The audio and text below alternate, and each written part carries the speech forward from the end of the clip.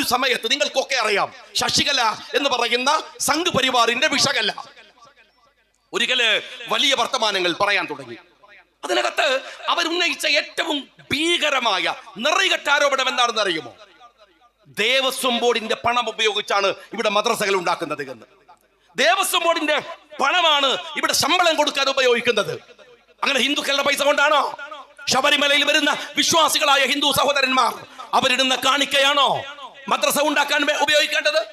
മുസ്ലിങ്ങൾക്ക് ഉപയോഗിക്കേണ്ടത്? മുസ്ലിമാരുടെ പെൻഷൻ കൊടുക്കേണ്ടത്? അത് തെറ്റല്ലേ? ആർക്കാണത് തെറ്റല്ല എന്നറിയാവുന്നത്?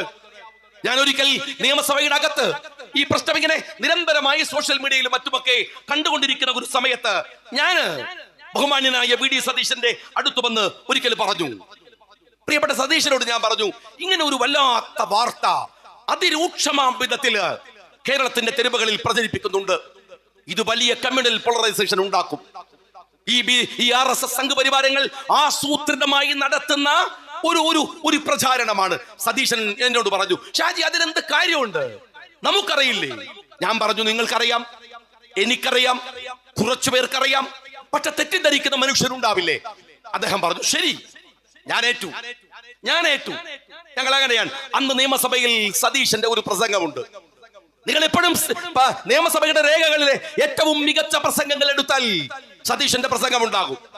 അദ്ദേഹം അതിമനോഹരമായി ആ സഭയിൽ പറഞ്ഞു, ഒരു ലക്ഷമല്ല, 1 റുപ്പിക വേണ്ട, 1 അണ അങ്ങനെ ഇപ്പോഴുണ്ടെങ്കിൽ 10 പൈസ ഈ ദേവസ്വത്തിന്റെ പണം ഏതെങ്കിലും ഒരു കമ്മ്യൂണിറ്റിക്ക്, ഹിന്ദു സമുദായത്തിന്റെ ക്ഷേത്ര നവോത്ഥാന സംരംഭങ്ങൾക്കല്ലാതെ, അതിന്റെ നടത്തിപ്പിനല്ലാതെ 1 റുപ്പിക എവിടെയെങ്കിലും ചെലവഴിക്കുന്നു എന്ന് തെളിയിക്കാൻ നിങ്ങൾക്ക് സാധിക്കുമോ? എങ്കിൽ ഇതാ ഞാൻ ഈ നിയമസഭയുടെ അകത്ത് നിങ്ങളോട് പരസ്യമായി മാപ്പ് പറയാം എന്ന സതീശന്റെ പ്രോജ്വലമായ ഒരു പ്രസംഗമുണ്ട്. നന്ദിയോടെയല്ലാതെ മതേതര വിശ്വാസികൾക്ക് സതീശനെ ഓർമ്മിക്കുമ്പോൾ ഈ പ്രസംഗത്തെ ഉദ്ധരിക്കാതിരിക്കാൻ ആവില്ല. എനിക്കിപ്പോഴും ഓർമ്മയുണ്ട്, KNM-ന്റെ പ്രവർത്തകന്മാർ പറവൂരിൽ ഒരു ദഴവത്ത്, അവരുടെ ഒരു പ്രബോധന പരിപാടി, വീടുകൾ കയറിയിറങ്ങുകയാണ്. പെട്ടെന്ന് സംഘീ പരിവാരങ്ങൾ അവരെ ആഞ്ഞു പിടിച്ചു. അവരൊരു കുഴപ്പവും പറഞ്ഞില്ല. അവരവരുടെ ആശയ പ്രചാരണത്തിന്റെ സ്വതന്ത്രമായ ജനാധിപത്യാവകാശത്തോടെ ഈ രാജ്യത്ത് നടത്തിയ ഒരു പ്രചാരണത്തെ അവര് വളഞ്ഞു പിടിച്ചു. അന്ന് അസംബ്ലി നടക്കുന്ന സമയമാണ്. ഞാൻ ഇപ്പോഴും ഓർമ്മിക്കുന്നു, എന്റെ MLA ക്വാർട്ടേഴ്സിൽ നിന്ന് ഇറങ്ങി അപ്പുറത്തുള്ള സതീശന്റെ ക്വാർട്ടേഴ്സിനെ രാവിലെ തന്നെ പോയി പറയാനാണ് എനിക്ക് തോന്നിയത്. സതീശൻ ആ സമയം വിളിക്കുന്നുണ്ട് പറവൂരിലെ പോലീസ് സ്റ്റേഷനിലേക്ക്, എറണാകുളത്തെ കമ്മീഷണറെ, SP എല്ലാം. എന്നിട്ട് അതിരൂക്ഷമാം വിധത്തിൽ ജനാധിപത്യ മര്യാദ അനുസരിച്ച് ഒരു മതസംഘം നടത്തുന്ന പ്രവർത്തനത്തെ തടുക്കുന്ന സംഘികൾക്കെതിരെ നിയമസഭയിൽ ആഞ്ഞടിച്ച ബഹുമാന്യനായ VD എനിക്ക് ഓർമ്മയുണ്ട്. സ്നേഹമുള്ളവരെ, ആ VD സതീശൻ അദ്ദേഹത്തെ വളരെ കൃത്യമായി ചില നിലപാടുകൾ പറയുന്നിടത്ത് അദ്ദേഹം ഗവൺമെന്റ് കളിക്കുന്ന കള്ളക്കളികളെ നിർവചിക്കുന്നിടത്ത് അദ്ദേഹം പറഞ്ഞൊരു കാര്യം, അദ്ദേഹവുമായുള്ള അഭിപ്രായം ഞാൻ അദ്ദേഹത്തെ വിളിച്ചു പറഞ്ഞു. പിന്നെ അത് ആവർത്തിച്ചില്ല എന്ന് മാത്രമല്ല, അദ്ദേഹം അതിന്റെ കോൺസിക്വൻസുകൾ പറഞ്ഞത്, ഇന്ത്യ രാജ്യത്ത് ഈ പറയുന്ന ആക്ട്, വഖഫിനെതിരായി വരുന്ന ആക്ടിന്റെ അപകടത്തെ കുറിച്ചാണ്. ജാഗ്രതയുള്ള ഒരു ചെറുപ്പക്കാരൻ, ഒരു പോരാളി, ഒരു പ്രതിപക്ഷ നേതാവ് എന്ന നിലക്ക് CPM-കാര, നിങ്ങൾ എത്ര വട്ടമിട്ട് ആക്രമിക്കാൻ ശ്രമിച്ചാലും സർക്കാരിനെതിരെ നടക്കുന്ന പോരാട്ടങ്ങളെ അങ്ങനെ മാറ്റിവെക്കാൻ പറ്റുന്നതല്ല എന്നെല്ലാവർക്കും അറിയാം. നിങ്ങൾ കളിക്കുകയാണ്. മുനമ്പത്തെ കളി സർക്കാരാണ് കളിക്കുന്നത്. അതിൽ താല്പര്യമുണ്ട്. ഒറ്റ കാര്യം ഞാൻ ചോദിക്കട്ടെ, മുനമ്പത്തെ റിസോർട്ട് ഉടമകൾക്കാണ് ഞങ്ങൾ നോട്ടീസ് നൽകിയത്, അവിടുത്തെ പാവം മനുഷ്യർക്ക് നൽകിയിട്ടില്ല എന്ന് പറയാൻ വയനാട് തെരഞ്ഞെടുപ്പ് കഴിയേണ്ടി വന്നോ? അങ്ങ് പാലക്കാട്ട് തെരഞ്ഞെടുപ്പ് കഴിയേണ്ടി വന്നോ? ഈ ഉപതെരഞ്ഞെടുപ്പ് കഴിഞ്ഞതിന് ശേഷം മാത്രം വായ തുറക്കാൻ കേരളത്തിന്റെ മുഖ്യമന്ത്രിക്ക് എങ്ങനെയാണ് കഴിഞ്ഞത്? നിങ്ങൾ ഈ രാജ്യത്തിലെ മൈനോറിറ്റിയെ തമ്മിൽ തല്ലിക്കാനുള്ള ആസൂത്രണങ്ങളിൽ നിങ്ങൾ പങ്കാളിയാണ്. ആരുടെ കൂടെ? RSSന്റെ കൂടെ. വെള്ളമുണ്ടയിലെ സുഹൃത്തുക്കളോട് ഞാൻ സ്നേഹപൂർവ്വം പറയുകയാണ്. ഇത് ലീഗുകാരോട് മാത്രമല്ല, ഈ നാട്ടിലെ മുഴുവൻ മനുഷ്യരും കേൾക്കുമെങ്കിൽ കേൾക്കണം. നിങ്ങൾ പരസ്പരം തമ്മിൽ തല്ലിക്കാൻ ഭരണകൂടത്തിന്റെ പോലും ഗൂഢാലോചനയുണ്ട്. ഒരുങ്ങി പുറപ്പെട്ട് RSS ഉണ്ട്, ഉറപ്പിച്ച് കാസയുണ്ട്, അവർക്ക് പിന്തുണ നൽകുന്ന ഒരു ഭരണകൂടവും ഇവിടെയുണ്ട്. മുസ്ലിങ്ങളും ക്രിസ്ത്യാനികളും കേരളത്തിലെ മൈനോറിറ്റിയിലെ സംഘബോധമുള്ള രാഷ്ട്രീയ സഖ്യങ്ങളാണ്. ഇടതുപക്ഷം ഇവർക്കിടയിൽ ഭിന്നിപ്പകൽ ഉണ്ടാക്കി വോട്ടുകൾ ചതറിക്കാൻ ശ്രമിക്കാറുണ്ട്. അത് ഏറ്റവും ആസൂത്രിതമായി നടത്തുന്നു എന്നത് ഭൂലംബമാണ്. ഗവൺമെന്റ് അല്ലേ ഉത്തരം പറയേണ്ടത്? അവരല്ലേ പറയേണ്ടത്? അവരല്ലേ ഇതിന്റെ പരിഹാരമായി എന്തു ചെയ്യണമെന്ന് മനസ്സിലാക്കേണ്ടത്? ഞാൻ ചോദിക്കട്ടെ സ്നേഹമുള്ളവരെ, ഒരു തെരഞ്ഞെടുപ്പിന്റെ മൂർധന്യമായ ഘട്ടത്തിൽ സന്ദീപ് വാര്യർ എന്ന് പറയുന്ന RSSകാരൻ കോൺഗ്രസിലേക്ക് പോയി. അദ്ദേഹം കോൺഗ്രസിലേക്ക് പോകുമ്പോ എന്താ ഇത്ര അതിശയമുള്ളത്? സന്തോഷമുള്ള ഒരു കാര്യമല്ലേ? ഒരു RSSകാരൻ RSSന്റെ വെറുപ്പിന്റെ ലോകത്ത് നിന്ന് ജനാധിപത്യത്തിന്റെ വഴിയിലേക്ക് വരികയാണ്. എന്റെ CPMകാര, ഞാൻ കണ്ണൂരിലെ MLA ആയിരിക്കുമ്പോഴാണ് ഏറ്റവും ക്രൂരമായ RSSന്റെ നേതൃപദത്തിൽ ഇരുന്ന OK വാസു CPMലേക്ക് വന്നത്. ഏതെങ്കിലും ഒരു കോൺഗ്രസുകാരൻ, ലീഗുകാരൻ എന്തിനാണ് ഈ OK വാസു എന്ന RSSനെ നിങ്ങൾ എടുത്തത് എന്ന് ചോദിച്ചോ? OK വാസുവിന്റെ കൊലപാതക ആസൂത്രണം അടക്കമുള്ള പാരമ്പര്യമുണ്ടോ സന്ദീപ് വാര്യർക്ക്? ഇല്ലല്ലോ. സന്ദീപ് വാര്യർ വരുമ്പോ ഒരു ദിവസം വെറുപ്പിന്റെ പ്രത്യയശാസ്ത്രത്തിൽ നിന്ന് മാറി നിൽക്കുന്നവരെ സ്വീകരിക്കണ്ടേ, മാലയിടണ്ടേ? ഇനി നിങ്ങൾക്ക് വിഷമം ഈ സന്ദീപ് വാര്യർ CPMലേക്ക് വരാത്തതിനാണോ? എന്റെ സഖാക്കളെ, എങ്ങനെയാണ് സന്ദീപ് വാര്യർ ആഗ്രഹിച്ചത്? ഒരു ചേഞ്ചാണ്. RSS നിന്ന് CPMലേക്ക് വന്ന എന്ത് ചേഞ്ചാണ്? അവിടെയും വെട്ട്, ഇവിടെയും വെട്ട്, അവിടെയും കുത്ത്, ഇവിടെയും കുത്ത്, അവിടെയും വെറുപ്പ്, ഇവിടെയും വെറുപ്പ്. ഒരു മാറ്റം വേണ്ടടോ, ഒരു ഫീല് വേണ്ടേ? ഒരു പാർട്ടി മാറിയ ഫീല് വേണ്ടേ? ആ ഫീൽ ഉണ്ടാവാൻ സന്ദീപ് വാര്യർ കോൺഗ്രസിനെ തെരഞ്ഞെടുത്തു. എന്നിട്ടോ പിണറായി വിജയനെ ദേഷ്യം പിടിച്ചതല്ല, സന്ദീപ് വാര്യർ പാണക്കാട്ട് തങ്ങളെ കാണാൻ പോയി. എന്റെ സഹോദരന്മാരെ, സന്ദീപ് വാര്യർ കാണേണ്ടത് പാണക്കാട്ട് തങ്ങളെ അല്ലേ? കാര്യം എന്ത്? സന്ദീപ് പറയുന്നുണ്ട്, എന്നെ പഠിപ്പിച്ചത് മുഴുവൻ മുസ്ലിം വെറുപ്പാണ്, ന്യൂനപക്ഷ വെറുപ്പാണ്. ഞാനിതാ ആ വെറുപ്പിന്റെ കൂടാരത്തിൽ നിന്ന് സ്നേഹത്തിന്റെ കടയിലേക്ക് മാറിയിരിക്കുകയാണ്. സ്നേഹത്തിന്റെ കടയിലേക്ക് മാറുന്ന ഒരുത്തൻ സ്നേഹത്തിന്റെയും സഹനത്തിന്റെയും ഇഷ്ടത്തിന്റെയും രാജാവിനെ കാണാനല്ലേ പോകേണ്ടത്? അത് പാണക്കാട്ടല്ലേ? ഒരു മനുഷ്യനോടും ഒരു വെറുപ്പ് പറയാത്ത, സ്നേഹമല്ലാത്ത, ഇഷ്ടമല്ലാത്ത, സന്തോഷമല്ലാത്ത, വെറുപ്പില്ലാത്തൊരിടം തിരഞ്ഞു പോയാൽ അത് പാണക്കാടല്ലേ? അതിനെന്തിനാ പിണറായി നിങ്ങൾക്ക് ദേഷ്യം? നിങ്ങളെ കാണാൻ മനുഷ്യന്മാര് വരാത്തതിന് നിങ്ങൾക്കെതിരെ കണ്ട മൂത്രമൊഴിച്ചോലും നിങ്ങളെ കണ്ട പേടിച്ചിട്ട് സഖാക്കൾ പോലും വരാറുണ്ടോ? സ്വന്തം പാർട്ടിക്കാരൻ റഹീം എന്നെ വിമർശിക്കാൻ വന്നപ്പോൾ ഞാൻ റഹീമിനോട് പറഞ്ഞു, നീ വെറുതെ വിട്ടുപിടിക്ക്, പാവം, എന്നോടൊന്നും കളിക്കാൻ വരില്ല. പിണറായിനെ കാണുമ്പോൾ മൂത്രമൊഴിക്കുന്നു വിചാരിച്ചിട്ട് പമ്പേഴ്സ് ഇട്ട് നടക്കണം, നീ എന്നോട് വർത്താനം പറയാൻ വരരുത് എന്ന് ഞാൻ പറഞ്ഞു. നിങ്ങൾക്ക് ഭയമാണ്, നിങ്ങൾക്ക് ഭയം. നിങ്ങളെ കാണാൻ ആള് വരാത്തതിന് നിങ്ങൾ എന്തിനാണ് പാണക്കാട്ട് പോകുന്ന സന്ദീപിനെ ആക്ഷേപിക്കുന്നത്, തങ്ങളെ ആക്ഷേപിക്കുന്നത്? തങ്ങളെ ആക്ഷേപിച്ചപ്പോ ഞാൻ പറഞ്ഞു നിങ്ങൾ ആക്ഷേപിക്കുമ്പോൾ ഒരു മര്യാദ വേണമായിരുന്നു. തങ്ങള് വിമർശനത്തിന് അതീതമായ ഒരു വലിയ മനുഷ്യൻ ഒന്നുമല്ല, പച്ചയായ ഒരു സാധാരണ മനുഷ്യൻ. നിങ്ങൾക്ക് വിമർശിക്കാം, ആരാ പറഞ്ഞ് വേണ്ടാന്ന്? പക്ഷെ വിമർശിക്കുമ്പോ സഖാവ് പിണറായി വിജയൻ ഒരു ന്യായം വേണ്ടേ? ഒരു ന്യായം. ഇതൊരു കെട്ട കാലമല്ലേ കേരളത്തിന്റെ മുഖ്യമന്ത്രി? ഈ കാലം കെട്ടുപോകാൻ നിങ്ങളും ഒരു കാരണക്കാരനല്ലേ? എത്രമാത്രം വലിയ പ്രശ്നമാണ്, വെറുപ്പാണ് നമുക്കിടയിൽ പ്രചരിപ്പിക്കാൻ ശ്രമിക്കുന്നത്. എന്തെല്ലാം നുളകളാണ്.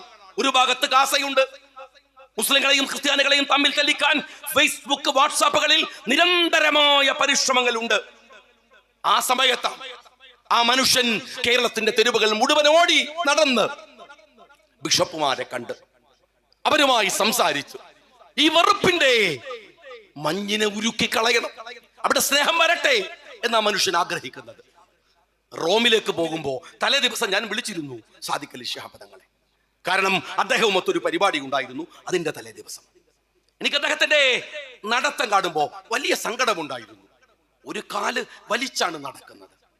ഞാൻ തങ്ങളോട് ചോദിച്ചു, തങ്ങളെ റോമിലേക്ക് നിങ്ങൾ പോണുണ്ടോ? എന്നോട് പറഞ്ഞു, പോകണം ഷാജി, അവിടെ നമ്മൾ പോവണ്ടേ? അവിടെ പോകുമ്പോൾ ഇവിടെ ഒരു റിസൾട്ട് ഉണ്ടാകുമെങ്കിൽ എന്തായാലും പോകണം. ഞാൻ പറഞ്ഞു, നിങ്ങളുടെ കാല് അത് സാരമില്ല, നിങ്ങൾ എത്ര ദിവസം അവിടെ ഉണ്ടാവും? എന്നോട് പറഞ്ഞു ഒരൊറ്റ ദിവസം. പിറ്റേ ദിവസം യു എ ഡേ നടക്കുകയാണ്.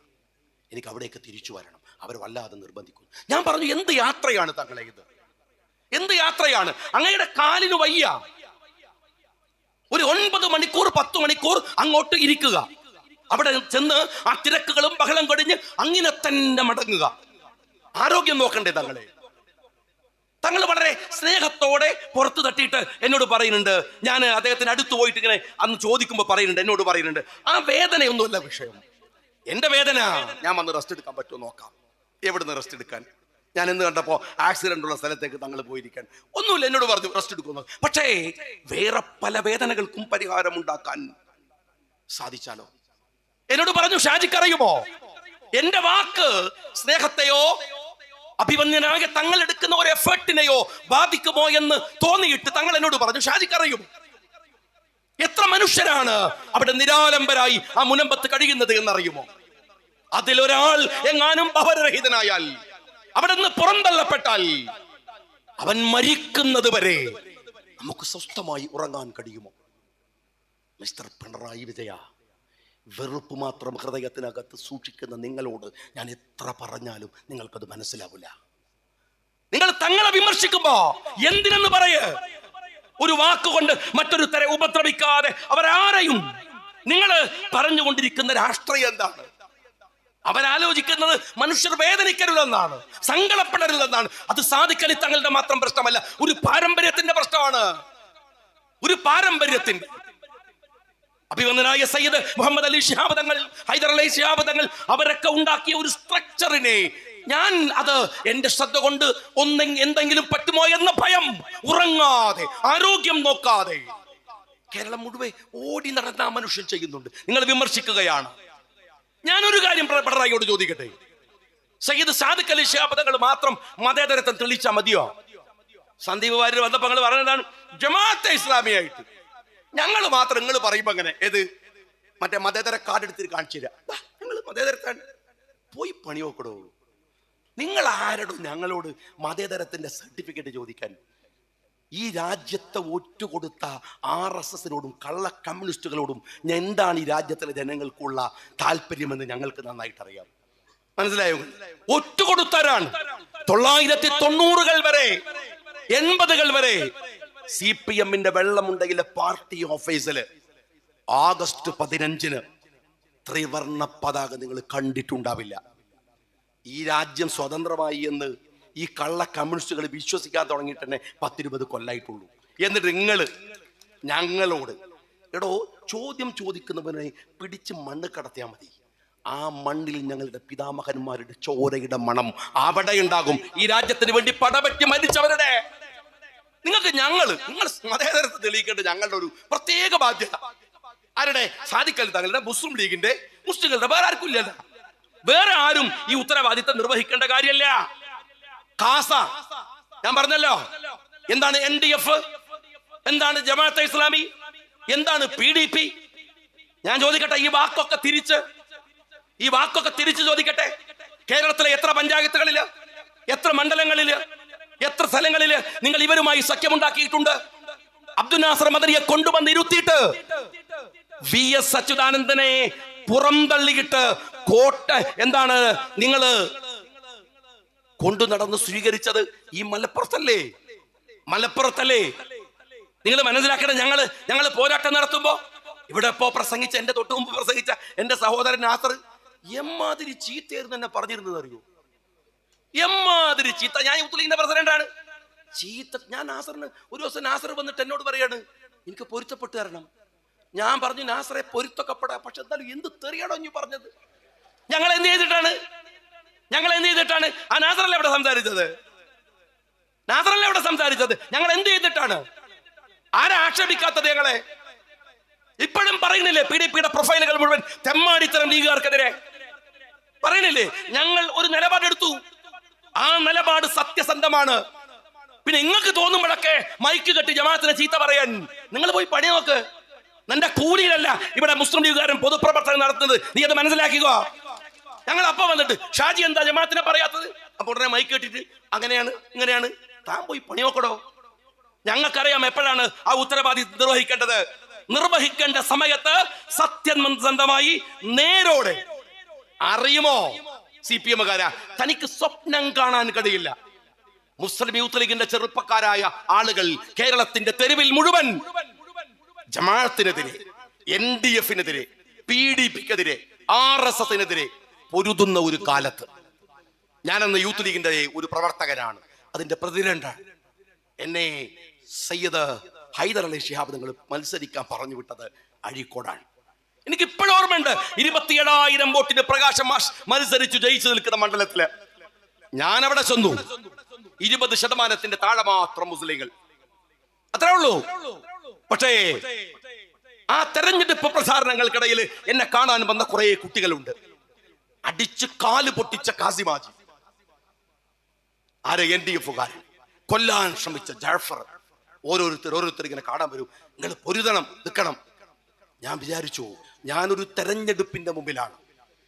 എനിക്ക് ഓർമ്മയുണ്ട് ഒരു ആശയ പോരാട്ടത്തിൽ കാല് തകർന്ന ജാഫർ, കൊല്ലാൻ ശ്രമിച്ച ജാഫർ, കാല് തകർന്ന കാസിം ഹാജി, അങ്ങനെ ആയിരക്കണക്കിന് ആളുകൾ, അടിയൂരിൽ അടക്കമുള്ളവർ. ഞാൻ തീരുമാനിച്ചു സത്യസന്ധമായി തന്നെ അവരുടെ കൂടെ നിന്ന് വേണം ഈ തെരഞ്ഞെടുപ്പിൽ മത്സരിക്കാൻ. CPM-കാരാണ്.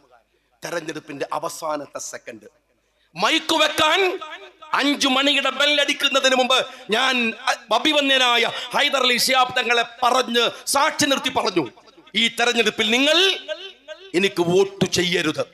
ഇവിടുത്തെ RSS, ഇവിടുത്തെ NDF, ഇവിടുത്തെ ജമാഅത്ത്, ഇവിടുത്തെ PDP-കാരൻ എന്ന് പറഞ്ഞിട്ടാണ് ജയ് ഹിന്ദ് എന്ന് പറഞ്ഞ മൈക്ക് താഴെ വെക്കുന്നത്. നിനക്കൊക്കെ സ്വപ്നം കാണാൻ കഴിയുമോ കമ്മ്യൂണിസ്റ്റുകാരാ അതുപോലെ ഒന്ന് പറയാൻ? ഈ ലീഗിന്റെ കൊടി പിടിച്ച് നടക്കുന്ന ഞങ്ങൾക്കല്ലാതെ ഈ കാസയെ കുറിച്ചൊരു വാക്ക് പറഞ്ഞോ മിസ്റ്റർ പിണറായി വിജയ? അപ്പൊ നിങ്ങളൊക്കെ ചോദിക്കൂ, ഷാജി എന്തിനാ ഈ പിണറായി വിജയനെ മാത്രം അങ്ങനെ പറയുന്നത്? ഗോവിന്ദനല്ലേ സെക്രട്ടറി? കൂലിക്കാരനോട് വർത്താൻ പറഞ്ഞിട്ട് വല്ല കാര്യമുണ്ടോ? മുതലാളിനോട് പറയാന്നല്ലാതെ. അയാളല്ലേ എന്റെ കാരണക്കാരൻ. അതുകൊണ്ട് പറയാൻ ഞാൻ ചോദിക്കുന്നത്, നിങ്ങൾ എവിടെയാണ് കാസയെ വിമർശിച്ചത്? നിങ്ങൾ ലീഗിനോട് പറയണില്ലേ? എടോ കമ്മ്യൂണിസ്റ്റുകാരാ, ഇവിടുത്തെ ക്രിസ്ത്യൻ സമൂഹത്തിന് വേണ്ടി സംഘടിക്കുന്ന പാർട്ടിയാണ് കേരള കോൺഗ്രസ്. ലീഗ് സംഘടിക്കണ പോലെ ലീഗിന് പുറത്തും മുസ്ലിങ്ങളുണ്ട്, അതുപോലെ കേരള കോൺഗ്രസിന് പുറത്തും ക്രിസ്ത്യാനികൾ ഉണ്ടായിരിക്കാം. പക്ഷെ അൾട്ടിമേറ്റ് എയിം ക്രിസ്ത്യൻ കമ്മ്യൂണിറ്റിയുടെ പുരോഗതിയാണ്. നിങ്ങൾ എന്താ ചോദിക്കാത്തത് ജോസ് കെ മാണിയോട് കാസയെ സൂക്ഷിക്കുമെന്ന്?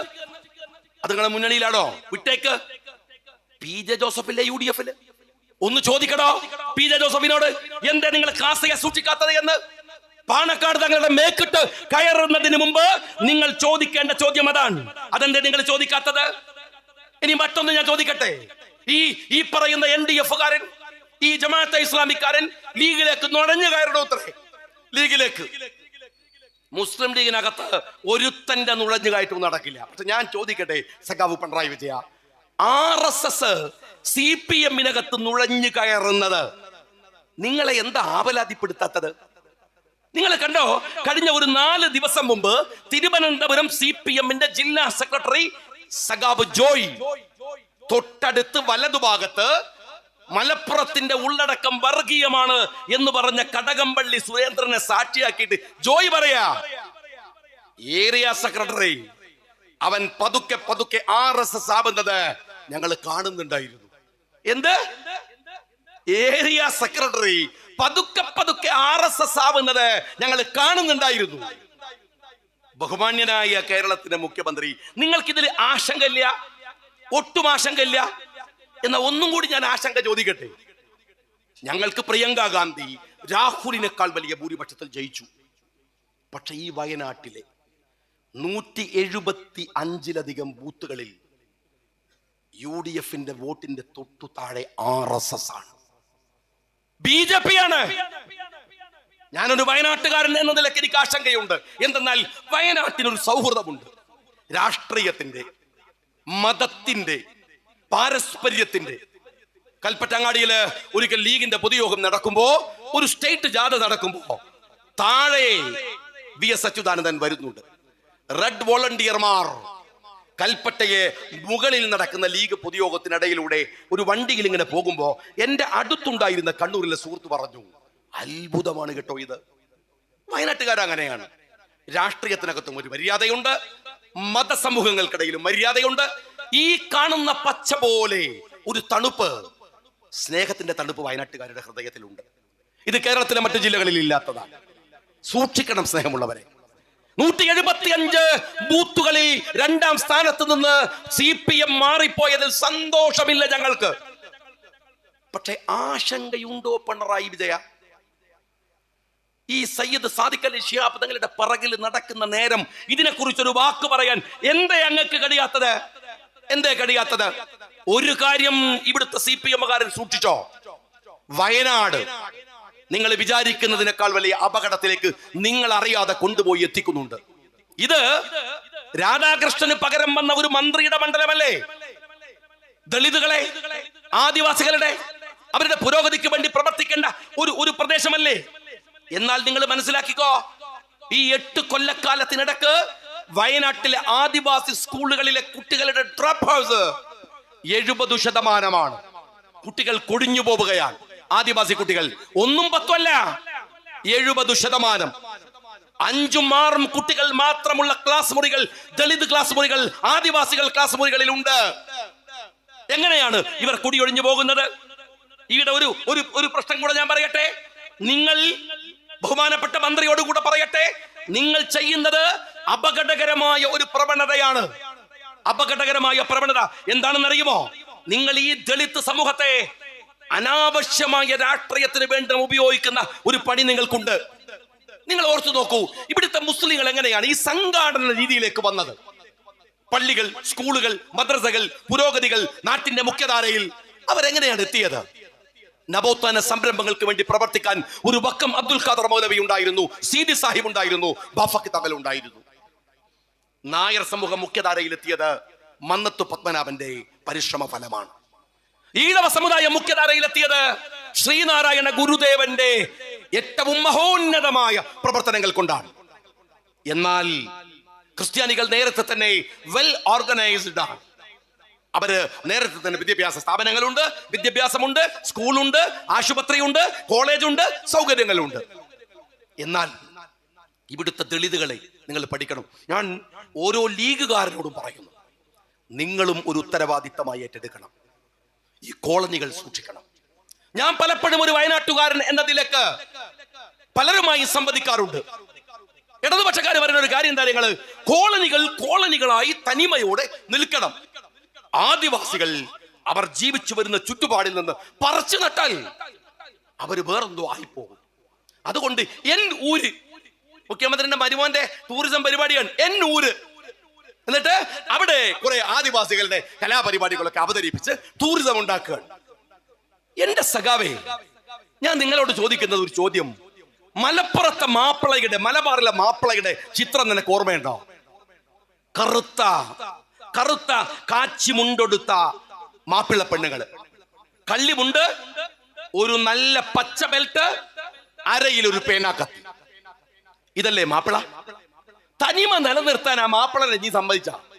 നീ പറഞ്ഞോ? അല്ല, നീ പറഞ്ഞ അവര് നിൽക്കുവോ? മാപ്പിള വളർന്നല്ലോ. ഇതായോ അധ്യക്ഷനൊക്കെ ഇരിക്കുന്ന കോല കണ്ടങ്ങള് യൂത്ത് ലീഗിന്റെ എന്നാ സ്റ്റൈലാണ്. നമ്മളെ കുട്ടികളൊക്കെ എന്നാ ഫ്രീക്കന്മാരാണ്. MS വരൊക്കെ വരുമ്പോ എനിക്കൊരു സന്തോഷമാണ്. എന്തൊരു സ്റ്റൈലാണ് നമ്മളെ മക്കളൊക്കെ ഡ്രസ്സൊക്കെ ധരിക്കണത്. എവിടെ പോയി കാച്ചിമുണ്ട്? എവിടെ പോയി ബെൽറ്റ്? പാരമ്പര്യം അതല്ലേ. ഇവിടുത്തെ ക്രിസ്ത്യാനിയുടെ വേഷം എന്താ അറിയോ? ചട്ടയും മുണ്ടുമാണ്. കണ്ടിക്കോ നിങ്ങള്? എന്താണ് മാർഗം കളി കണ്ടിട്ടില്ലേ? സ്കൂളില് മാർഗം കളിക്കുമ്പോൾ മാത്രം ഇവിടെ തിരികെ വെച്ച ഒരു ചട്ടയും മുണ്ടൊക്കെ ആയിട്ട് കുറച്ച് ആളുകൾ വേഷം കെട്ടി വരും. ഒരു ക്രിസ്ത്യാനിടത്തും ഒരു ക്രിസ്ത്യാനിയും അതുപോലെ നടക്കുന്നില്ല. അപ്പൊ ക്രിസ്ത്യാനിക്ക് പുരോഗതി ആവാ അല്ലേ? മുസ്ലിമിന് പുരോഗതി ആവാ. ആദിവാസി എപ്പോഴും ആദിവാസി. ഇതെന്ത് നീതിയാണോ? ഇതെന്ത് മര്യാദയാണ്? എന്തെന്നറിയുമോ? ഇവിടുത്തെ ഞാൻ ചോദിക്കട്ടെ, ഈ വെള്ളമുണ്ട പഞ്ചായത്തിലെ ആദിവാസി കോളനികളിൽ എത്ര പേർക്ക് പ്രവാസം അറിയാം? ഈ വെള്ളമുണ്ടയുടെ പുറത്ത്, ജില്ലയുടെ പുറത്ത്, ഈ നാട്ടിൽ ഈ മുസ്ലിം കമ്മ്യൂണിറ്റി എങ്ങനെയാ പുരോഗതിയിലേക്ക് വന്നത്? ക്രിസ്ത്യാനികൾ എങ്ങനെയാ വന്നത്? ഈഴവൻ എങ്ങനെയാ വന്നത്? നായന്മാർ എങ്ങനെയാ വന്നത്? അവരൊക്കെ പ്രവാസം പോലും പരിശോധിച്ചവരാണ്, വിദേശത്ത് പോയവരാണ്. എനിക്ക് പലപ്പോഴും സങ്കടമുണ്ടാക്കുന്ന ഒരു കാര്യമുണ്ട്. ഒരു അങ്ങാടിയിലേക്ക് ഒരു ദളിത് പെണ്ണ് ഒരു പണിയറ വിഭാഗത്തിൽപ്പെട്ട ഒരു സ്ത്രീയാണ് എന്ന് നിങ്ങൾ വിചാരിക്കുക. അവർ നല്ല ഒരു സാരി എടുത്തു വന്നാൽ അവിടുത്തെ മേൽജാതിക്കാര് മാത്രമല്ല, എല്ലാവരും, മുസ്ലിം ആയാലും ക്രിസ്ത്യാനി ആയാലും ഒരു പൊതുസമൂഹം അവരെ ഒരു അതിശയത്തിൽ നോക്കുക. ഞാൻ ഓരോ ലീഗുകാരനോടും പറയുന്നു, അപകടമാണ്, ചെയ്യരുത്. ഇവിടുത്തെ സവർണ ബോധമുണ്ടല്ലോ, ദളിതുകളെ ദളിതുകളാക്കി നിർത്താൻ, അവരെ കീഴാളരാക്കി നിർത്താൻ, അവരെ പണിക്കാരായി നിർത്താൻ, അവരെ വോട്ട് യന്ത്രമാക്കി നിർത്താൻ EMS മുതൽ തുടങ്ങിയിട്ടുള്ള കമ്മ്യൂണിസ്റ്റ് പ്രത്യയശാസ്ത്രത്തിന്റെ ഒരു സവർണ മേധാവിത്വമുണ്ട്, ആ വികാരമുണ്ട്. ആ വികാരം ഇവിടുത്തെ ഹിന്ദു സമൂഹത്തിൽ മാത്രമെന്ന് ഞാൻ വിചാരിക്കുന്നില്ല, ഇവിടുത്തെ എല്ലാ ജാതിമത സമൂഹങ്ങളിലുമുണ്ട്. ഒരിക്കലും മനസ്സിൽ പോലും അങ്ങനെ ഒരു ചിന്ത ഉണ്ടാവരുത്. യാ അയ്യുഹന്നാസ് ഇന്നാ ഖലഖനാകും മിൻ സകരിൻ വഉൻസാ വജഅൽനാകും ശുഊബൻ വഖബാഇല ലിതഅറഫു ഇന്ന അക്രമകും ഇൻദല്ലാഹി അത്ഖാകും. നിങ്ങളെ വേർതിരിച്ചിട്ടില്ല, കോളനിയായി, വേറെയായി, ജാതിയായി, മതമായി, ഹൃദയത്തിന്റെ നേരും വിശുദ്ധിയിലും അല്ലാതെ. പക്ഷെ പലർക്കും ആ ധാരണയുണ്ട്. എപ്പോഴെങ്കിലും എന്റെ മനസ്സിൽ തോന്നുമ്പോൾ ഞാൻ അത് പറിച്ചറിയാറുണ്ട്. എന്തിനാണ് നിങ്ങൾ ഈ ആദിവാസി സമൂഹത്തെ എടോ കമ്മ്യൂണിസ്റ്റുകാരാ ഒരു വെറും വോട്ട് യന്ത്രമാക്കി മാറ്റി നിർത്തുന്നത് ഈ വയനാട്ടിൽ? ഞാൻ ഇവിടുത്തെ മന്ത്രിയോട് പറയട്ടെ, ഇത് അപകടമാണ്. വെറുതെ അല്ല കോളനികൾ BJP പിടിമുറുക്കുന്നത്, RSS പിടിമുറുക്കുന്നത്, നിങ്ങളുടെ ബൂത്തുകളിൽ രണ്ടാം കക്ഷിയായി RSS വരുന്നത്. ഞാൻ ഇവിടുത്തെ ഓരോ മനുഷ്യരോടും പറയുന്നു, നെഞ്ചോട് ചേർത്ത് ആ സമൂഹത്തെ പിടിക്കണം. സ്കൂളുകളിൽ അവര് കൊടിഞ്ഞു പോകുന്നുണ്ടെങ്കിൽ നിങ്ങൾ അവരെ സഹായിക്കണം. അത് KMCC ആയാലും, അത് ഇവിടുത്തെ ലീഗുകാരനായാലും, ഇവിടുത്തെ കോൺഗ്രസ്സുകാരനായാലും, ഇവിടുത്തെ മനുഷ്യന്റെ ബാധ്യതയാണ്. നമ്മുടെ കണ്ണിന്റെ മുമ്പിൽ ഒരു സമൂഹം ഇങ്ങനെ തകർന്നു പോകുന്നുവെങ്കിൽ അള്ളാഹുവിന്റെ മുമ്പിൽ മറുപടി പറയേണ്ടി വരും, ഇല്ലെന്ന് വിചാരിക്കരുത്. ഇത് ഖായിദ മില്ലത്ത് മുഹമ്മദ് ഇസ്മായിൽ സാഹിബിന്റെ രാഷ്ട്രീയ പാർട്ടി എന്ന നിലയ്ക്ക് തന്നെയാണ് ഞാൻ നിങ്ങളോട് പറയുന്നത്. സൂക്ഷ്മതയുണ്ടാവണം സ്നേഹമുള്ളവരെ, ഗൗരവത്തോടെ ആ രാഷ്ട്രീയത്തെ കാണാതിരിക്കരുത് നിങ്ങളെന്ന് ഞാൻ നിങ്ങളോട് സ്നേഹപൂർവ്വം പറയുകയാണ്. ഈ സവർണാധിപത്യത്തിന്റെ ഈ വികൃതമായ രാഷ്ട്രീയം, വോട്ട് മതി, അതിനപ്പുറം ചിന്തയില്ല, അതിനെന്ത് തോന്നിവാസവുമാണ്. ഈ രാഷ്ട്രീയം എത്ര കാലം കൊണ്ടു നടക്കും സഖാക്കളെ? നിങ്ങൾ ഈ അതിക്രമം, ഈ തോന്നിവാസം, നിങ്ങൾ വയനാട്ടുകാർ. ഞാൻ ഒരൊറ്റ കാര്യം ചോദിക്കട്ടെ.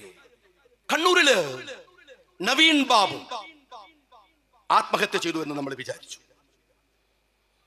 ഞാൻ 10 കൊല്ലം അവിടുത്തെ MLA ആണ്. എനിക്കത് വിശ്വസിക്കാൻ കഴിഞ്ഞില്ല. കാരണം നവീൻ ബാബുവിനെ അറിയില്ല, പക്ഷേ എനിക്ക് ദിവ്യയെ അറിയാം, ഷാജറിനെ അറിയാം, പിണറായിയെ അറിയാം, P ജയരാജനെ അറിയാം, കണ്ണൂരിലെ CPM-നെ അറിയാം.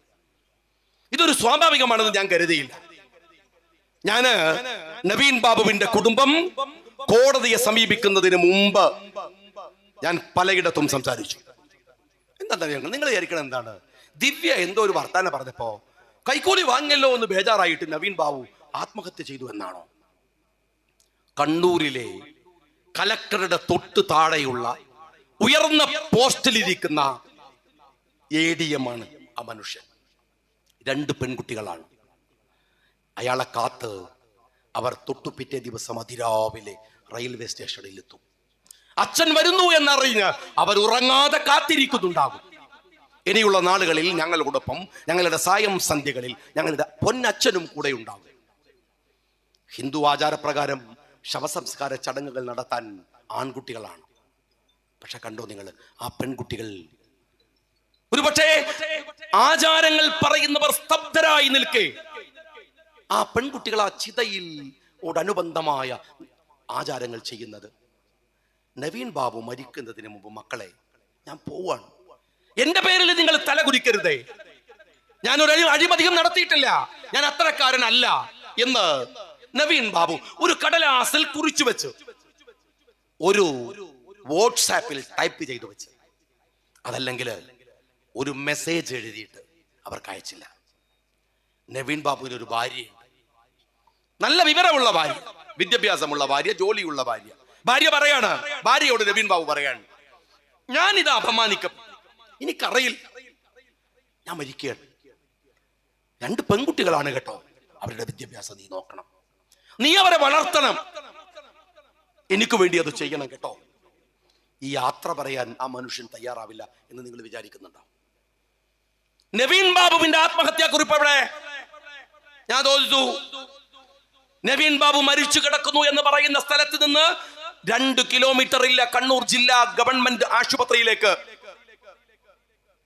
25 കിലോമീറ്റർ അപ്പുറമുള്ള പരിയാരം മെഡിക്കൽ കോളേജിലേക്ക്, CPM-ന്റെ കോട്ടയിലേക്ക്, ഈ ദിവ്യയുടെ ഭർത്താവ് പണിയെടുക്കുന്ന ഹോസ്പിറ്റലിലേക്ക് എന്തിനാ കൊണ്ടുപോയത്? സീൻ മഹസർ തയ്യാറാക്കുമ്പോ ബന്ധുക്കൾ, സഹപ്രവർത്തകർ ആരെയും എന്തേ നിങ്ങൾ കയറ്റാത്തത്? എന്താ കയറ്റാത്തത്? ഞാൻ സംശയിച്ചു. എനിക്കറിയാം, ഞാന് കുഞ്ഞനന്തൻ മരിച്ചത് എനിക്ക് ദുരൂഹതയുണ്ട് എന്ന് ഞാൻ പറഞ്ഞപ്പോ MV ഗോവിന്ദൻ എന്റെ നേരെ ഒരു ചാട്ടാണ്. കേസ് കൊടുക്കും ഷാജിനെതിരെ. കേസ് എന്ന് കേട്ടത് ഞാൻ പേടിച്ചു പോയി. കാരണം എനിക്ക് കേസില്ലാത്തതാണ്. ഞാൻ ബോധം കെടാൻ പോയി. കാരണം കേസ് വരിക. എന്റെ MV ഗോവിന്ദ, എന്താണ് സഖാവേ ആ കേസ് എടുക്കാത്തത്? ഞാൻ ഇപ്പോഴും ഇതാ പിന്നെയും ഈ രാത്രിയിൽ ആരോപണം ഉന്നയിക്കുകയാണ്. നിങ്ങൾ കുഞ്ഞനന്തന്റെ മരണത്തിൽ എനിക്ക് സംശയമുണ്ട്. ദുരൂഹതയാണ്, ഉറപ്പിച്ചു പറയാണ്. കുറച്ച് കേസ് തീർന്നല്ലോ, ഇല്ലാത്തിന്റെ വിഷമം കൂട്ടിക്കോ, എടുക്കങ്ങള്. എന്താണോ സഖാബെ കേസ് എടുക്കാത്തത്? ഒരു FIR ഇല്ലാത്തത്? ഞാൻ പറയണു നവീൻ ബാബുവിന്റെ വിഷയത്തിൽ ഞാൻ പറഞ്ഞപ്പോ പലരും പറഞ്ഞു, ഇവരെന്താ അങ്ങനെ പറയണത്? നവീൻ ബാബുവിന്റെ കുടുംബം പറഞ്ഞിരിക്കണോ ഈ ദിവ്യ നിസാരാണോ? നിങ്ങളുടെ പാർട്ടിയുടെ ജില്ലാ പഞ്ചായത്ത് പ്രസിഡന്റ് മാത്രമല്ല, അവിടുത്തെ ബ്ലോക്ക് പഞ്ചായത്ത് പ്രസിഡന്റ് ഷാജിർ മാത്രമല്ല, നിങ്ങൾ പഴയ സഖാക്കളാണോ? സഖാക്കളെ ഒന്ന് പരിശോധിച്ച് നോക്ക്. എമ്മാതിരി കക്കലടവ് കക്കണത്. എന്തൊരു ടീമാണ്. മുഖ്യമന്ത്രി കുടുംബം ഇരുന്ന് കക്കുകയാണ്. മോള് വേറെ, അമ്മാച്ചൻ വേറെ. മോൻ കുറച്ചൊരു ഷൈ ടൈപ്പാണ്. അതിന് മോന്റെ അമ്മോച്ചൻ ഇറങ്ങി. ഇവ ഇങ്ങനെ വെറുതെ നിൽക്കലേ ഉണ്ടാവുള്ളൂ പറഞ്ഞിട്ട് ലോനെ തട്ടി മാറ്റിട്ട് അമ്മോച്ചൻ ഇറങ്ങിയിട്ടാണ് ക്യാമറ കൊണ്ടുവന്നത്. എല്ലാവരും കക്കുക, ഓരോരുത്തർക്ക് ആവും പോലെ കക്കുക. മുഖ്യമന്ത്രിക്ക് അത്യാവശ്യം ഉഷാറുള്ളത് കൊണ്ട് അയാൾ കമ്പനി ഉണ്ടാക്കി കക്കുകയാണ്. K bus, K phone, K rail, K എന്ന് പറഞ്ഞിട്ടൊരു കമ്പനി ഉണ്ടാക്കിയിട്ട് കക്കുകയാണ്. താഴോട്ടെത്തുമ്പോഴത്തേക്കോ ഏരിയ കമ്മിറ്റി, ലോക്കൽ കമ്മിറ്റി ഒക്കെ നമ്മളെ പീക്ക പറയുന്ന പോലെ കിണ്ടി, കൊളാമ്പി തുടങ്ങിയ സാധനങ്ങളും അടിച്ചു മാറ്റിക്കൊണ്ടിരിക്കുകയാണ്. എല്ലാവരും ഇത് കക്കുകയാണ്. ഞാൻ നിങ്ങളോട് ചോദിക്കണത്, ഇത് പറയാൻ ബാധ്യത എനിക്കില്ലേ? നിങ്ങൾ എന്നോട് ദേഷ്യം പിടിച്ചത് എന്റെ പേരിൽ കേസ് കൊടുത്തതിനാണ്. എന്തിനാ ദേഷ്യം പിടിക്കണത്? എടോ, ഞാൻ അഴീക്കോടുന്ന് ജയിക്കണത് നിങ്ങളുടെ കോട്ടയെന്നാണ്. മനുഷ്യന്മാർ എന്തിനാ വോട്ട് തരുന്നത്? എന്നെ എന്തിനാ പറഞ്ഞേക്കുന്നത്? CPM-ന്റെ ഒരു വലിയ നേതാവിനെ തോൽപ്പിച്ചിട്ട് എന്നെ ജയിപ്പിക്കുമ്പോൾ അവർക്കൊരു പ്രതീക്ഷ ഇല്ലേ? ഇത് UDF-ന്റെ സ്ഥാനാർത്ഥിയാണ്, ലീഗിന്റെ സ്ഥാനാർത്ഥിയാണ്. അയാള് പടച്ചോന്റെ പേരിൽ സത്യം ചെയ്താണ് സത്യപ്രതിജ്ഞ ചെയ്യുന്നത്. വിശ്വസിക്കാം. നമ്മളെല്ലാം നികുതി കൊടുക്കുന്നവരല്ലേ? ഞാൻ നേരത്തെ പറഞ്ഞ പോലെ വണ്ടിക്ക് ടാക്സ്, റോഡിന് ടാക്സ്, എല്ലാത്തിനും, ഭക്ഷണത്തിന് ടാക്സ്, വസ്ത്രത്തിന് ടാക്സ്, പെന്നിന് ടാക്സ്, സ്കൂളിന് ടാക്സ്, എല്ലാത്തിനും ടാക്സ്. ഇതെന്തിനാണ്? മുഖ്യമന്ത്രിക്ക് പശുവിനെ പോറ്റാനോ മോക്ക് സ്വിമ്മിംഗ് പൂളിൽ ഇറങ്ങി കളിക്കാനോ അല്ല. ഈ പറയുന്ന നികുതി പണം അന്യായമായി ഉപയോഗിക്കുമ്പോ മിസ്റ്റർ ഷാജി, നിങ്ങളെ ഞങ്ങൾ നിയമസഭയിലേക്ക് പറഞ്ഞയച്ചിട്ടുണ്ട്, നോക്കണം. അങ്ങനെയാണ് ഞാൻ സഭയിൽ പോയത്. സഭയിൽ ചെന്ന് നോക്കുമ്പോ മൂപ്പര് നല്ല കക്കലാണ്, മോളും മോശമല്ല. ഞാൻ സഹി കെട്ടിട്ട് സഭയിൽ എഴുന്നേറ്റിട്ട് ഒരു MLA എന്ന പ്രിവിലേജ് ഉപയോഗിച്ചിട്ട് മുഖ്യമന്ത്രിയുടെ മുഖത്ത് നോക്കിയിട്ട് ചോദിച്ചു, അങ്ങയുടെ മകള്, അവരുടെ പേരിൽ ആരോപണമല്ലേ? എന്നോട് ഞാൻ ആ TV ഇതിൽ അഭിമുഖത്തിൽ പറയുന്നുണ്ട്, ഒരു CPM-ന്റെ നേതാവ് പറഞ്ഞു, ഒരു കോംപ്രമൈസ് സംസാരിക്കാൻ വന്നാൽ എന്നോട് പറഞ്ഞു, ഷാജി നിനക്കറിയില്ല, ആ മനുഷ്യൻ അന്ന് രാത്രി ഉറങ്ങിയിട്ടില്ല. അയാളെ ഇനി ഒരു ദിവസം ഉറങ്ങാത്ത ദിവസങ്ങളാണ് ആയുസുണ്ടെങ്കിൽ പിണറായി വിജയന് വരാൻ പോകുന്നത് എന്ന് നിങ്ങൾ എഴുതി വെച്ചോ. നിങ്ങൾ വിചാരിക്കണ്ടേ തെരഞ്ഞെടുപ്പ് കഴിഞ്ഞാൽ കട്ടതൊക്കെ കൊണ്ട് മക്കളെയൊക്കെ കൂട്ടിയിട്ട് അങ്ങ് രക്ഷപ്പെട്ട് കളയാന്ന്? ഞങ്ങളൊക്കെ ആയുസ്സോടെ ഉണ്ടെങ്കിൽ ഓർത്തെഴുതിക്കോ സഖാവ് പിണറായി വിജയ, കട്ടത് മുഴുവൻ കക്കിച്ചിട്ടല്ലാതെ ഈ ജീവിതത്തിലെ പൊതുപ്രവർത്തനം അവസാനിപ്പിക്കൂല. അങ്ങനെയുണ്ട്. ഒരു തെരഞ്ഞെടുപ്പ് കഴിഞ്ഞാൽ കട്ടങ്ങ് പോവാ, എന്നിട്ട് അടുത്ത ഗവൺമെന്റ് വരുമ്പോഴോ അങ്ങനെയൊക്കെ അങ്ങ് പോവാ. പള്ളി പറഞ്ഞാൽ മതി. അതിന് നടക്കുമോ നിങ്ങൾ വിചാരിക്കരുത്. നിങ്ങൾ ഈ രാജ്യത്തെ മോഷ്ടിച്ചു കൊണ്ടുപോയത് പറയാൻ ബാധ്യതല്ലേ? ഞങ്ങളുടെ ഉത്തരവാദിത്തല്ലേ? ഞാൻ എന്താ അപരാധ ചെയ്തത്? നിങ്ങൾ ആലോചിച്ച് നോക്ക്. നിങ്ങൾ എനിക്കെതിരെ കേസ് കൊടുക്കുമ്പോൾ ആലോചിക്കേണ്ട ഒരു കാര്യം, എനിക്ക് സത്യം പറഞ്ഞാല് സുപ്രീം കോടതിയിൽ നിന്ന് ആരെ വക്കീലെന്ന് നിങ്ങൾക്കറിയോ? Additional solicitor general. ആരെ? കെജ്രിവാളിനെ കുടുക്കിയ വക്കീല്, കെജ്രിവാളിനെതിരെ വാദിച്ച SB രാജു.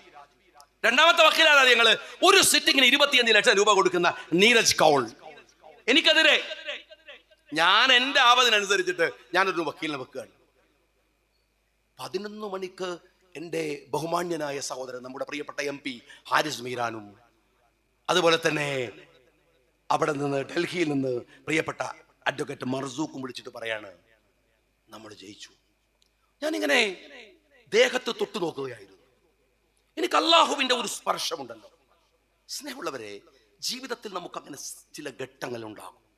അള്ളാഹു നമ്മളെ ചേർത്ത് വെക്കുന്നത്, അള്ളാഹു നമ്മളെ ഒന്ന് തൊടുന്നത് അപൂർവങ്ങളിൽ അപൂർവമായി നമുക്ക് അനുഭവപ്പെടുന്ന ഒരു ഘട്ടമാണ്.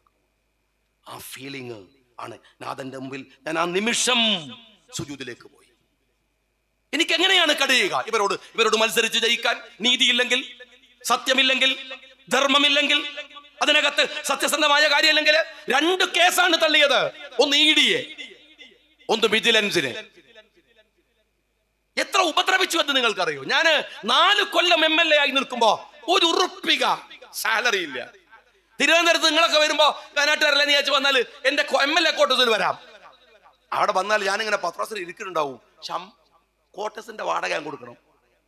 അറിയോ നിങ്ങള്? 4 കൊല്ലം ഒരു ഉറുപ്പിക തരാതെ നിങ്ങൾ എന്താ അപരാധ ഞാൻ ചെയ്തത്? ഞാനെന്താ അപരാധ ചെയ്തത്? ആ കേസുകള്, കള്ളക്കേസുകൾ ഉണ്ടാക്കി നിങ്ങൾ അതിന് നടത്തി. 54 മൊഴികള്. കോടതിയുടെ വാക്കെന്തായോ? വക്കീലിനോട് ചോദിക്കുകയാണ്, SB രാജുവിനോട്, KM ഷാജിക്കെതിരെ ഒരു വിസ്പർ ഉണ്ടോ? ഇതാ ഡയലോഗ്, വിസ്പർ ഉണ്ടോ? ഒരു ചെറിയ തെളിവ്. കള്ളക്കേസല്ലേ നിങ്ങൾ നടത്തിയത്? ഞാൻ ചോദിക്കട്ടെ, എനിക്ക് അത്യാവശ്യമൊക്കെ സൗകര്യമുള്ളതോട് ഞാൻ വയനാട്ടിൽ നിന്നല്ലേ സംസാരിക്കണത്. അവിടെ ഞാൻ ആ കേസ് നടത്തി. പാർട്ടിയോട് ഞാൻ പൈസ ഒന്നും വാങ്ങിയില്ല, ഞാൻ ചോദിച്ചില്ല പാർട്ടിയോട്. എന്താ കാര്യം എന്നറിയോ? ഞാനിപ്പം വരുമ്പോ നമ്മളെ കുറെ സുഹൃത്തുക്കൾ, നാസറൊക്കെ ഉണ്ടായിരുന്നു അവിടെ, ഇസ്മായിലും എല്ലാവരും കൂടെ കൂടിയിട്ട് എന്നെ ഇങ്ങനെ കൂട്ടിക്കൊണ്ടുവന്ന് ഈ സ്റ്റേജിലിരുത്തി.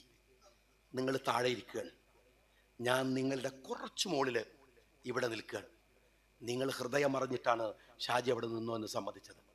ഇനിയും എനിക്കിവിടെ നിൽക്കണമെന്നുണ്ടെങ്കിൽ ഞാൻ ഒരു അഴിമതിക്കാരനല്ലെന്ന് തെളിയിക്കേണ്ട ബാധ്യത എന്റേത് മാത്രമാണ്. എന്റെ ബാധ്യതയാണ്. ഞാൻ ഒറ്റയ്ക്ക് കേസ് നടത്തി. പല സുഹൃത്തുക്കളും ചോദിച്ചു, പലരും വന്നു എന്നോട്.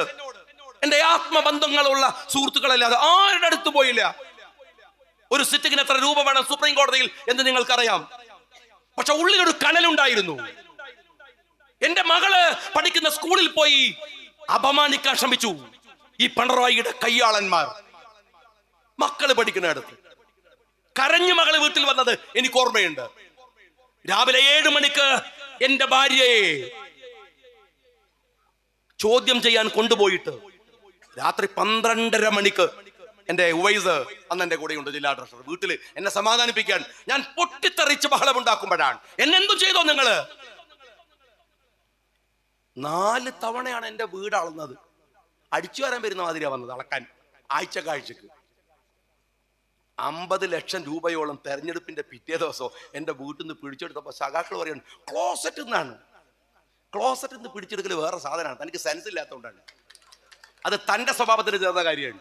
എടോ, പിടിച്ചു കൊണ്ടുപോയ അന്ന് ഒരു ധാരണയില്ലാതെ അള്ളാഹുവിൽ തവക്കുൽ ചെയ്ത് ഷാജി പറഞ്ഞു, അത് കൊണ്ടയോൻ തന്നെ തിരിച്ചു കൊണ്ടുവരുമെന്ന്.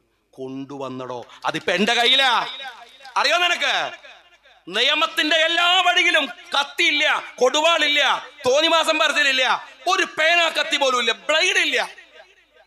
നിയമത്തിന്റെ വഴിയിൽ അയാൾ യാത്ര ചെയ്യുമ്പോഴൊക്കെ എനിക്കൊരു പ്രാർത്ഥന ഉണ്ടായിരുന്നുള്ളൂ. അല്ലാഹുവേ, നമ്മൾ ആയുസിന് വേണ്ടി നമ്മൾ പ്രാർത്ഥിക്കുമല്ലോ, പടച്ചോനെ ഈ കേസ് തെളിയുന്നവരെ ആ പിണറായി വിജയനും ആയുസ് കൊടുക്കണേ.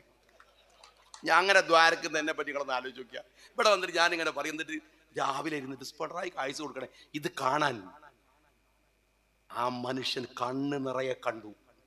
ഒരു കാര്യം നിങ്ങൾ ഓർത്തോ, നേരുണ്ടെങ്കിൽ നമുക്കൊരു പാർട്ടിയുടെ കൊടി പിടിച്ച് മുന്നോട്ട് പോകുമ്പോ കൂടെ നിൽക്കുന്ന പ്രവർത്തകരുണ്ടല്ലോ, അതൊരു ചെറിയ ബലമല്ല. അവർ തരുന്ന ഒരു ആത്മവിശ്വാസം ഉണ്ടല്ലോ, അതുണ്ടെങ്കിൽ ഏത് ഇരട്ടച്ചെങ്കിലും നമുക്ക് പുല്ലിന്റെ വില മാത്രമേ ഉണ്ടാവൂ എന്ന് നിങ്ങൾ മനസ്സിലാക്കിക്കോ. നിങ്ങൾ ഒന്നുകൂടെ മനസ്സിലാക്കേണ്ടതെന്ന് വെച്ചാല്, ഈ സമ്മർദ്ദം ഉണ്ടല്ലോ, കേസ് കൊടുക്കുക, ഇടങ്ങേറാക്കുക എന്നൊക്കെ പറയുന്ന സാധനം ഉണ്ടല്ലോ, നിങ്ങൾ വിചാരിക്കണത് നമ്മളങ്ങ് ശരിയാക്കാനാ? അല്ല, അതൊരു കോംപ്രമൈസ് തന്ത്രമാണ്. അത് രാഷ്ട്രീയത്തില് നിങ്ങൾ ഓരോ ഘട്ടത്തിലെത്തുമ്പോൾ നിങ്ങൾക്ക് മനസ്സിലാവും. അതൊരു തന്ത്രമാണ്. എങ്ങനെ നിങ്ങള് നമ്മളങ്ങനെ കുടുക്കി മുറുക്കി കുടുംബത്താരെ ഇടങ്ങാറാക്കി പൈസ എടുക്കെങ്കിലും പോകുമ്പോഴത്തേക്കും പറയും സുപ്രീം കോടതിക്ക് 14 കേസാണ്, സുപ്രീം കോടതി കേസുണ്ട്. അവിടെ ഒരു കല്യാണത്തിന് പോകുമ്പോൾ പറയൂ നാളെ ഡൽഹിയിൽ കേസാണ്. വേറൊരു സ്ഥലത്തേക്ക് പോകാൻ പറയൂ, നാളെ എറണാകുളത്ത് കേസാണ്. ഇങ്ങനെ മനുഷ്യൻ ഇടങ്ങാറാവിക്കും. നമ്മൾ ചിലപ്പോൾ പണ്ടാറ് വേണ്ടെന്ന് എന്ത് പറഞ്ഞ എന്തെങ്കിലും ആയിക്കോട്ടെ അപ്പോൾ വരും. ഒന്ന് മയത്തിൽ പറയിഷാജി, നമുക്ക് നോക്കാം, കേസൊക്കെ നമുക്ക് പിൻവലിക്കാം. അതുവരെ പിണറായി വിജയൻ എങ്ങനെ ഷാർപ്പായിട്ട് അറ്റാക്ക് ചെയ്തുകൊണ്ടിരുന്ന ഞാൻ പതുക്കങ്ങ് വിഡ്രോ ചെയ്യാണ്. അപ്പൊ സഖാക്കൾ പറയാണ്, ഷാജി ഇപ്പൊ പഴയ പോലെ ഒന്നും പറയില്ല കേട്ടാ, അവന് മനസ്സിലായി ഇയാളൊക്കെ വലിയ സംഭവമാണെന്ന്. അപ്പൊ എന്തായി, കള്ളന്റെ ഇമേജ് ഇരട്ടിയായി. ഇതൊരു തന്ത്രമാണ്. ആ തന്ത്രം ഏതാണെന്ന് അറിയണമെങ്കിലേ പിണറായി വിജയന് കേരളത്തിലെ തെരഞ്ഞെടുപ്പ് കഴിഞ്ഞതിന്റെ പിറ്റേ ദിവസം പെണ്ണുങ്ങളെയും കുട്ടികളെയും കൂട്ടി ടൂർ പോയത് നോക്കിയാൽ മതി. വേറൊരു സ്റ്റേറ്റിലേക്ക് പോയില്ല. എന്താ നരേന്ദ്രമോദി പറഞ്ഞു, എന്റെ മോളെ SFIO കേസ് കൂട്ടിയിട്ട് പണി തരും, ഇറങ്ങണ്ട, പൊയ്ക്കോന്ന് പറഞ്ഞു. കേരളത്തിലെ തെരഞ്ഞെടുപ്പ് കഴിഞ്ഞതിന്റെ പിറ്റേന്ന് നാട് വിട്ടു കേരളത്തിന്റെ മുഖ്യമന്ത്രി പിണറായി വിജയൻ. എന്നല്ല, ഇന്ത്യയിൽ CPM-ന്റെ അവസാനത്തെ ഈ ഒറ്റ മുഖ്യമന്ത്രി. ലാവ്ലിന് കേസ് വെച്ചാണ് പിണറായി വിജയ നിങ്ങൾ RSSന് വേണ്ടി വിടുപണി എടുക്കുന്നത്. സ്വന്തം മകളെ SFIO-യിൽ നിന്ന് രക്ഷിക്കാനാണ് സഖാവ് പിണറായി വിജയ തൃശൂര് നിങ്ങൾ സുരേഷ് ഗോപിക്ക് വിട്ടുകൊടുത്തു. ഇത് പൊളിറ്റിക്കൽ കോംപ്രമൈസ് ആണ്. ഈ കോംപ്രമൈസിന്റെ മുമ്പില് ആളുകളെ കൊണ്ടുപോയി വെക്കാനാണ് ഇവർ ഈ സമ്മർദ്ദങ്ങൾ ഉണ്ടാക്കുന്നത്. അത് തിരിച്ചറിയുക പ്രധാനമാണ്. ഞാൻ വെള്ളമുണ്ടയിലെ സുഹൃത്തുക്കളോട് പറയട്ടെ, ഈ രാഷ്ട്രീയ പോരാട്ടങ്ങളിൽ സത്യസന്ധതയോടെ, നേരോടെ, കരുത്തോടെ മുന്നോട്ട് പോവുക. ഒരു പാരമ്പര്യമുണ്ട് നമുക്ക്. ഒരുപക്ഷെ കേരളത്തിലെ മുസ്ലിം ലീഗിന്റെ ചരിത്രം എടുത്താൽ അതിൽ വലിയ പാരമ്പര്യം വയനാട്ടിലുണ്ട്. ധിഷണാശാലികളായ നേതൃത്വം, വലിയ പാടവമുള്ളവർ, എൻ മമ്മൂട്ടി സാഹിബിനെ പോലെ, PPV മൂസ സാഹിബിനെ പോലെ, PC അഹമ്മദ് സാഹിബിനെ പോലെ, അങ്ങനെ ഒരു വലിയ നിര. ഈ വെള്ളമുണ്ടയിലോ ഇവിടുത്തെ ഓരോ കാരണവന്മാരും, ഇവിടെ ബഹുമാന്യനായിട്ടുള്ള മമ്മു സാഹിബ് അടക്കമുള്ള ഓരോ കാരണവന്മാർ, നമ്മൾ ബഹുമാന്യനായ ജമാൽ സാഹിബ്, ഒരു വല്ലാത്ത എല്ലാത്തിനും അപ്പുറത്തുള്ള ഒരു അപരിമേയമായ ഒരു മനുഷ്യത്വം, ഒരു വ്യക്തിത്വം. നമ്മുടെ നാട്ടിൽ ആലിക്ക, എത്ര പേര് അധികപ്പെടും നമ്മളുടെ ഇടയിലുണ്ട്. എത്ര പേർ ഓർത്തു നോക്കൂ നിങ്ങൾ. എങ്ങനെയാണ് എന്റെ യൂത്ത് ലീഗുകാരാ ഈ വെള്ളമുണ്ടയിൽ നിങ്ങൾ പ്രതിപക്ഷത്തിരിക്കേണ്ടി വരുന്നത്? ഞാൻ പറയട്ടെ, അത് തിരിച്ചു പിടിച്ചു പ്രതികാരം ചെയ്യുന്നില്ലെങ്കിൽ നിങ്ങൾ ഈ കൊടി പിടിച്ച് നടക്കുന്നതിൽ അർത്ഥമില്ല എന്ന് നിങ്ങൾ മനസ്സിലാക്കണം.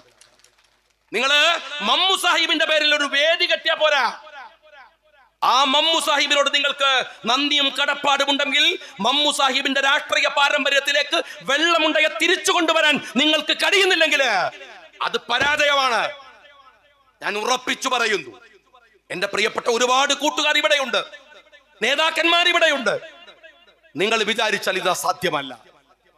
ഈ വെള്ളമുണ്ടയിലെ പാരമ്പര്യത്തിന്റെ ശക്തിയിലേക്ക് നമുക്കെല്ലാവർക്കും ഒരുമിച്ച് മുന്നോട്ട് പോകാൻ കഴിയുന്ന ഒരു മുന്നേറ്റമാണ് ഈ സമ്മേളനത്തിന്റെ പ്രമേയമാവേണ്ടത്. അഭിവാദ്യങ്ങൾ നേർന്നുകൊണ്ട് നിർത്തുന്നു. ജയ് ഹിന്ദ്.